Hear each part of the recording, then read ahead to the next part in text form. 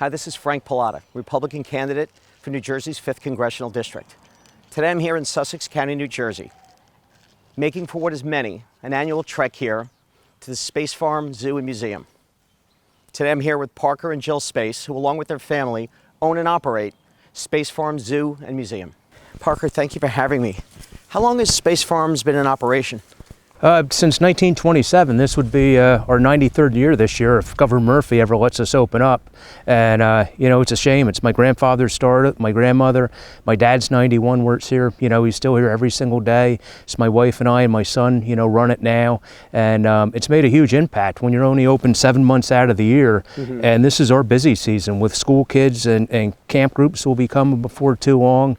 And just people, you know, on the weekends and busy days. So it's definitely an impact when we have a short window to try to capture, you know, the money to keep everything going here. We're not like a city-owned zoo. We're even, you know, like owned by the county, like Turtleback or maybe Cape May Zoo. The only money that we get is admissions that come through the door. So we have to earn every penny that we get. And right now, Governor Murphy is holding our land hostage and not letting us make a living off it.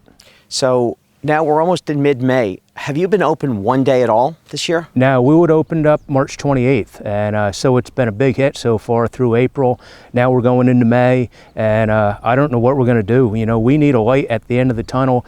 Governor Murphy has to give the business community a timeline when we're going to be able to get back in business, and I don't think he cares.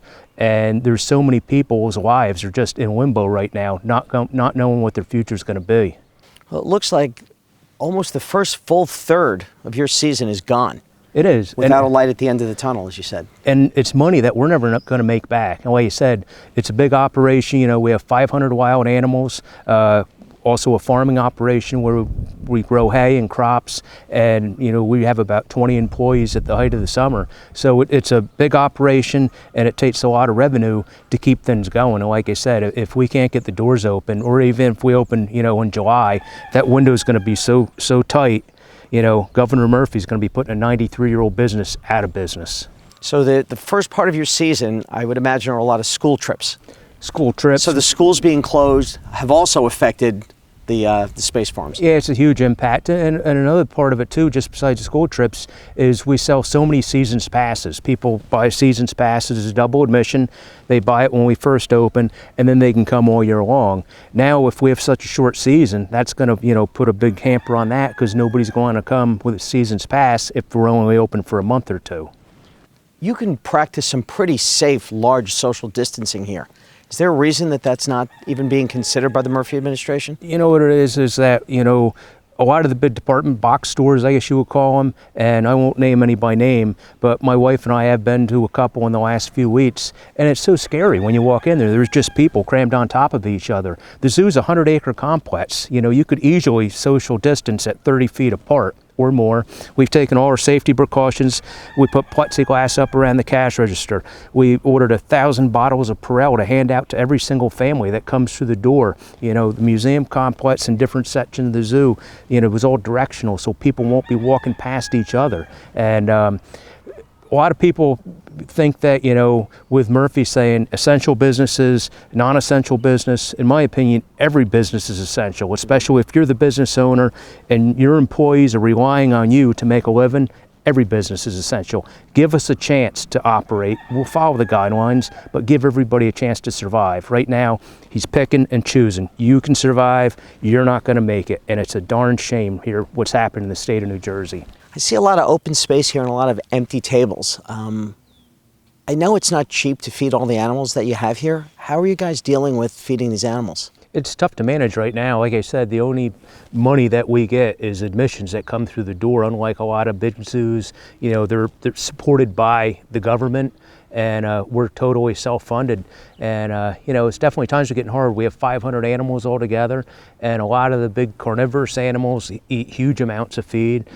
Even some of the bears, if you figure 25 or 30 pounds a day each bear might eat, where a lion might eat 30 pounds of raw meat. And so it's definitely putting a strain on us and the whole family here, because animals, are a living.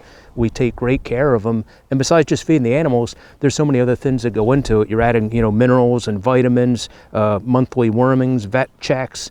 So you don't just have an animal and you throw it a piece of meat. There's a lot of care and maintenance that goes into each animal, and they all have specific diets too. So we have to have a wide variety of different types of food and medications to, for each one here individually. So without being open, it's, I don't know how much longer we're going to hold on. Yeah, I see there are a lot of big cats here. How many big cats and big animals that eat those kind of volumes of food do you have here? Oh, around 20 big cats that eat big portions, and with the bears and whatnot. And but then even foxes and coyotes, you get a lot of the smaller ones, or the smaller servals, smaller types of animals like that. But they all eat. It's like anything else. Every little bit counts. So they're constantly eating. And with an operation like we have here at Space Farms, that makes us different than a lot of the other businesses that are closed, non-essential. So Governor Murphy says, our business runs 7 days a week. Even if we're not making money, we still have to be out here working with the animals, caring for the animals. Everything goes on around the clock. So we can't just lock our door and walk away and say, okay, when we can open up, we'll be back here. So that's one of the obstacles we have to overcome. So Governor Murphy has deemed your business non-essential, but clearly the animals look to you as essential. Absolutely. Yeah, like you said, it's no different than, if you have a dairy farm. They have to milk their cows every day. We have a wild animal farm. We have to feed them and supply, with what they need. And like you said, when we don't have any money coming in, it's tough. Yeah. Sounds like there's going to be some tough decisions that everyone's going to have to make going down the road. I think it's time now. Everybody has to unite and say, hey, enough is enough. You can't push us around anymore.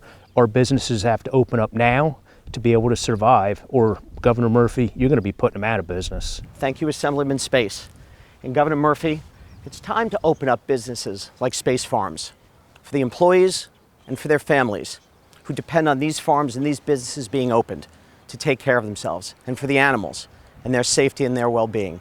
They depend on these businesses being open as well.